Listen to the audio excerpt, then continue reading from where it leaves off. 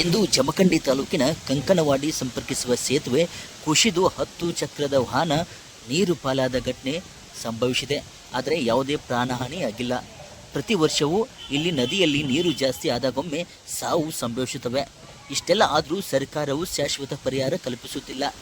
ಅನಾಹುತಗಳು ಆದಾಗೊಮ್ಮೆ ಅಧಿಕಾರಿಗಳು, ರಾಜಕಾರಣಿಗಳು ಬಂದು ಪರಿಹಾರ ಘೋಷಿಸಿ ಹೋಗುವುದು ವಾಡಿಕೆಯಾಗಿಬಿಟ್ಟಿದೆ. ಆದರೆ ಯಾವುದೇ ಶಾಶ್ವತ ಪರಿಹಾರ ಇದಕ್ಕೆ ಸಿಕ್ಕಿಲ್ಲ. ಘಟನಾ ಸ್ಥಳಕ್ಕೆ ಸಂಬಂಧಪಟ್ಟ ಅಧಿಕಾರಿಗಳು ಬಂದು ಪರಿಶೀಲನೆ ನಡೆಸಿದ್ದಾರೆ. ಗ್ರಾಮಸ್ಥರು ನಮ್ಮೂರಿಗೆ ಶಾಶ್ವತ ಪರಿಹಾರ ಕಲ್ಪಿಸಿಕೊಡಿ ಎಂದು ಒತ್ತಾಯ ಮಾಡುತ್ತಿದ್ದಾರೆ. ಇನ್ನು ಮುಂದೆ ಅದಕ್ಕೆ ಏನು ಕ್ರಮ ಕೈಗೊಳ್ತಾರೆ ಎಂಬುದನ್ನು ಕಾದು ನೋಡಬೇಕಾಗಿದೆ.